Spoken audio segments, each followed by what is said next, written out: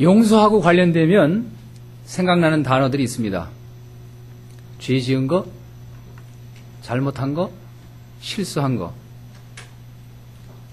근데 소위 좀 완벽주의자들, 아주 무슨 일에 매사에 있어서 아주 꼼꼼하고 치밀하고 뭘 잘한다고 하는 사람들이 보면 실제 가만히 속을 살펴보면 용서하는 데 있어서는 완벽하지 않아요.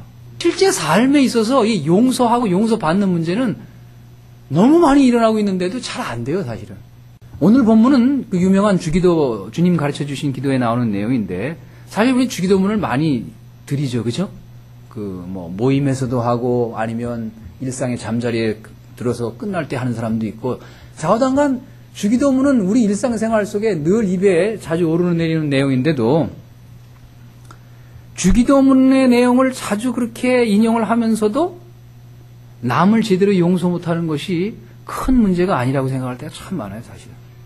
그 이유는 우리가 교리상으로는 죄인이라는 사실을 인정하면서도 실제로는 그 죄인이라는 말을 좋아하지 않아요.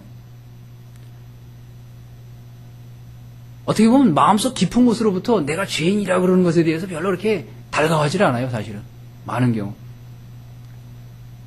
이것은 우리가 그 죄에 대해서 잘못된 개념을 가질 수도 있고, 죄가 얼마나 무겁고 중한가에 대해서 우리가 깊이 인식하지 못하기 때문인지도 몰라요. 내 마음속에 스쳐가는 일들을 동영상으로 찍어가지고 여기다가 빔 프로젝트를 딱 쏜다 그러면 아마 기겁 사파할 사람이 접니다. 저부터 시작해서. 에?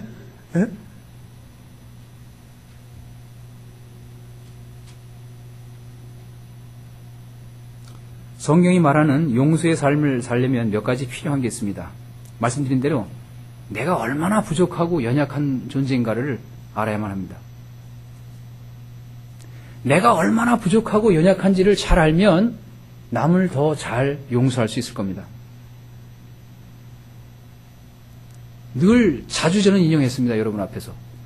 지금 설교하는 중에도 딴 생각하는 사람이 있고요. 대표기도 할 때도 딴 생각하는 사람 많아요. 저도 문득문득 그럴 때가 있어서 회개할 때도 있었어요. 물론 여러분은 아니겠지만. 네? 그 정도로 우리가 집중도 잘 못해요. 집중도 못해요, 제대로 사실은. 어떤 때는. 그 정도로 연약하거든요. 순간순간 보면. 마음에 스쳐가는 생각은 접어두고라도 우리는 항상성에 있어서는 약해. 집중을 못해. 어떤 사람이 특정 행위를 반복한다 하면 우리는 왜 저 사람이 저 특정 행위를 반복할까? 왜 그럴까? 왜 저 사람은 조대목만 가면 꼭 저렇게 행동할까? 그걸 한번 생각해 볼 필요가 있는 겁니다. 왜 그럴까? 왜? 바로 이 시점에서 우리도 다시 한번 내 자신의 연약성을 기억할 필요가 있는 겁니다.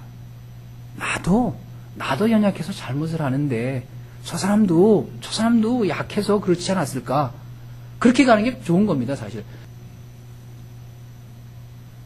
사실 우리의 용서는 사실 웅덩이만도 못해요. 작아.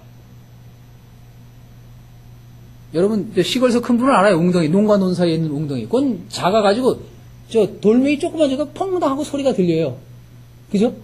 그런데, 바다에다가, 큰 거 하나, 몇 톤짜리 집어넣어봐요. 소리가 잘 들려요? 잘 안 들려요. 워낙 넓으니까. 우리의 용서는 그렇게 연못같이 작을는지 모르지만, 하나님은 달라요. 하나님은 달라요. 하나님의 용서는 정말로 깊은 바다와 같습니다. 매일 저녁 이 용서의 바다 속에 매일매일 쌓여진 모든 원한 관계, 원망, 악의, 증오, 앙심, 분노가 하나님의 용서의 바다 속에서는 다 사그러지고 없어집니다. 누가복음 15장 20절에 보면 다음과 같이 기록하고 있습니다. 그가 아직 먼 거리에 있는데 그의 아버지가 그를 보고 측은히 여겨서 달려가 그의 목을 껴안고 입을 맞췄다. 이미 멀리 있는데 벌써 아들이 초라하게 해서 돌아오는 거 보면 어떻게 해서 날렸는지 다 아는 거 아니에요? 인생 경험에 벌써 다 아니까 술 먹고 뭐하고 그거 뻔한 길 아니에요? 그거 다 정해진 길인데 그러니까 아무 말 안 하는 거예요. 아니까. 여기서 측은히 여긴다는 말은 그 본래의 의미는 애간장이 탈 정도로 막 내장이 흔들릴 정도로 그 정도로 안타까워하면서 긍휼히 여긴다는 말입니다. 그렇잖아요. 나이 드신 부모님 오죽하겠어요. 예를 들어서 그 옛날엔 그런 일 자주 있었네요. 저 시집가 가지고 애 못 나가지고 소방 맞아서 왔다고 칩시다. 그 엄마, 그 엄마가 그 딸 보고 얼마나 속상하겠어요. 예? 말은 못해도. 그런 막 속에서 정말 말할 수 없는 그 안타까움. 그런 마음을 갖고 용서해 주는. 그만큼 아버지는 아들을 사랑했습니다. 그렇기 때문에 멀리서 오고 있는 것을 보았을 때 이미 아버지는 초라한 모습으로 뒤뚱거리고 오는 그걸 보고 이미 용서가 끝난 겁니다. 자기에게로 돌아오는 걸 보고 에이 저는 그래도 나한테 오니까 제가 자기 잘못을 인정하고 오니까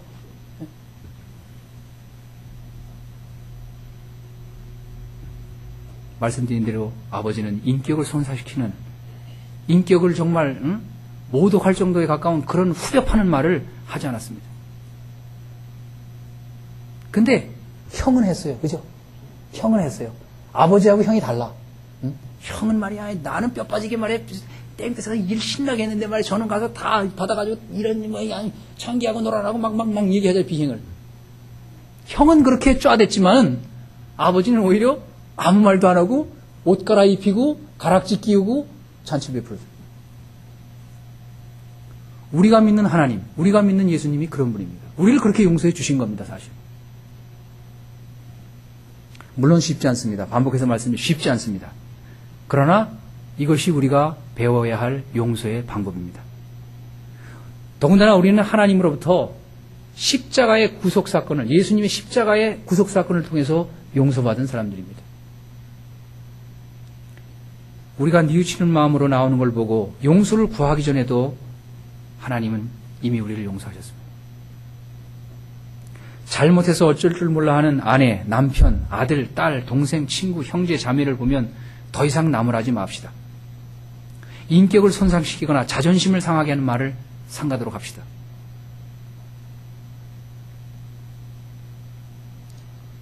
무슨 말을 안 해도 자기가 잘못한 줄 알고 있는 사람을 우리는 기분 나쁘게 하지 맙시다.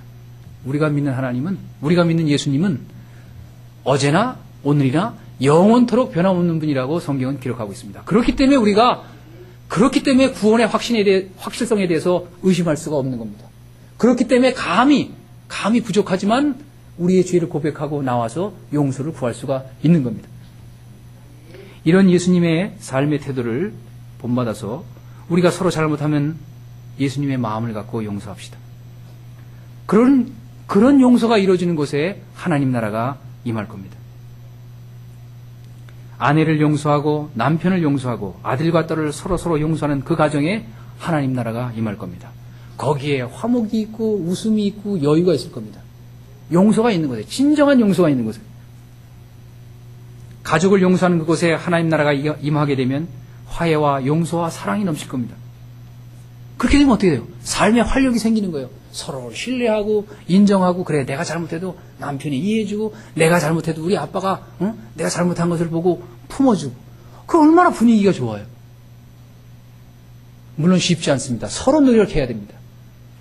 천국은 뭐예요? 침노하는 자의 것입니다. 능동적으로 적극적으로 참여하는 겁니다.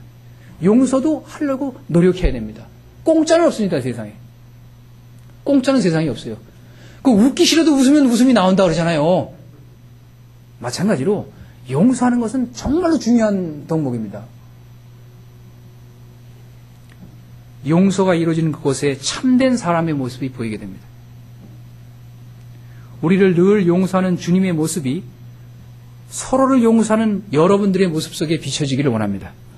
이런 아름다운 사랑의 모습이 여러분의 삶 속에, 여러분의 가정 속에, 우리 교회 안에 가득하기를 원합니다. 용서하는 삶을 통해서 인간의 정이 메말라 있고 서로 갈등을 안고 살아가는 이 세상에서 용서의 깊은 의미를 체득하여 이웃 간의 신뢰와 사랑을 느끼고 기쁨과 평안을 누리는 풍성한 삶이 여러분 가운데 있기를 원합니다. 여러분이 용서를 통해서 천국의 삶을 누리시기를 기원합니다. 기도하시겠습니다.